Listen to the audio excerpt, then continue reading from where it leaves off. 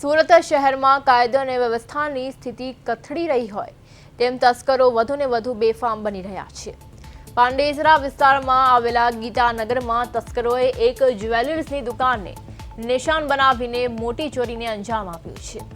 રાત્રિના આશરે 2 વાગ્યાના અરસામાં તસ્કરોએ દુકાનની છતનું પતરું કાપીને અંદર પ્રવેશ કર્યો હતો અને દુકાનમાં રાખેલા સોના ચાંદીના કિંમતી દાગીના મળી કુલ 20 લાખ રૂપિયાથી વધુની મતા ચોરીને પલાયન થઈ ગયા છે। ઘટનાની જાણ થતાં જ પાંડેસરા પોલીસનો કાફલો ઘટના સ્થળે દોડી ગયો હતો અને વિસ્તારના સીસીટીવી ફૂટેજ ચકાસીને તપાસ હાથ ધરી છે। આ ઘટનાને પગલે સ્થાનિક વેપારીઓમાં ભારે રોષ જોવા મળી રહ્યો છે। દુકાનદારનો ગંભીર આક્ષેપ છે કે 6 મહિના પહેલા પણ આ જ દુકાનમાં ચોરીનો પ્રયાસ થયો હતો, પરંતુ સ્થાનિકો જાગી જતા તસ્કરો ભાગી ગયા હતા।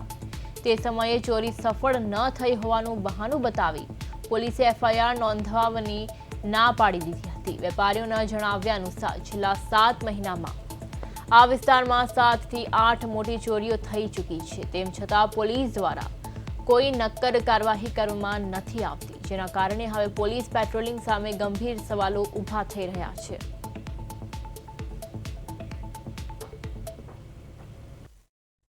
વિસ્તારમાં તેરેનામ રોડ છે। તેરેનામ રોડ ઉપર કૃષ્ણા જ્વેલર્સ નામની દુકાન છે, જ્યાં મનોજભાઈ સોનીની ચાંદીના દાગીના અને મૂર્તિઓની રાખવાની ચાંદીના શોરૂમ અથવા તો દુકાન આવેલી છે।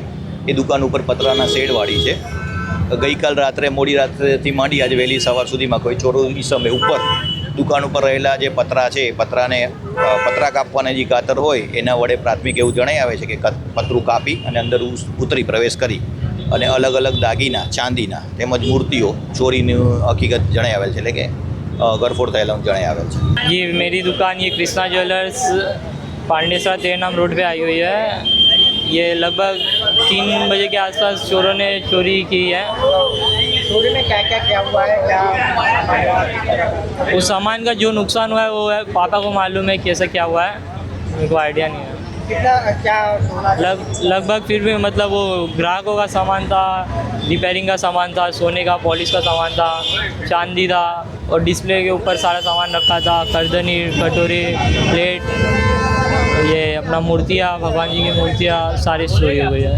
સુરત શહેરમાં તસ્કરો બન્યા છે બેફામને। આ વખતે જ્વેલર્સને ટાર્ગેટ બનાવીને જે પ્રકારે ચોરીને અંજામ આપવામાં આવ્યો છે। પાંડેસરા વિસ્તારમાં ગીતાનગર ખાતે આવેલ આ જે કૃષ્ણા જ્વેલર્સ છે તેમાં સોના ચાંદીના દાગીના અને જે પ્રકારેની ઘટનાને અંજામ આપી અને તસ્કરો જે રાત્રિના અંધારામાં ઓગળી ગયા છે, પરંતુ જે રીતે આ પાંડેસરાની દુકાનમાં જ્વેલર્સની જે છે અને તેમાં રાત્રિ દરમિયાન જે રીતે દુકાનનો ઉપરથી છતનું પતરું કાપી અને તસ્કરો અંદર પ્રવેશ્યા હતા અને સાથોસાથ દુકાનમાં રહેલ સોના ચાંદીના દાગીના એટલે 20 લાખથી વધુની જે છે તેમાં હાથ ફેરો સાફ કર્યો છે। ત્યારે પાંડેસરા પોલીસે ઘટના સ્થળે દોડી અને અલગ અલગ CCTV ફૂટેજના આધારે તપાસ હાથ ધરી છે। પરંતુ મહત્ત્વની વાત છે કે 6 મહિના પહેલાં પણ અહીં તસ્કરો દ્વારા ચોરી કરવાનો એક પ્રયાસ રહ્યો હતો, હાલાકી તે નિષ્ફળ રહ્યો હતો, પરંતુ તે દરમિયાન તસ્કરો રાત્રે આ જે નિષ્ફળ પ્રયાસ બાદ ફરી એકવાર અત્યારે જે રીતે જોઈ શકે છે કે 20 લાખ વધુની જે રકમની છે તે સોના ચાંદીના દાગીના સહિતની છે ચોરીને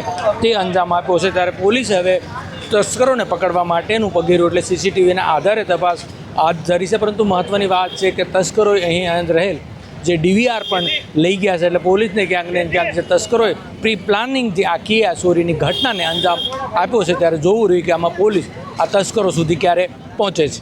કેમેરામેન અજય કુમાર સાથે અરવિંદ રાઠોડ, પ્રદેશ 24 ગુજરાતી, સુરત।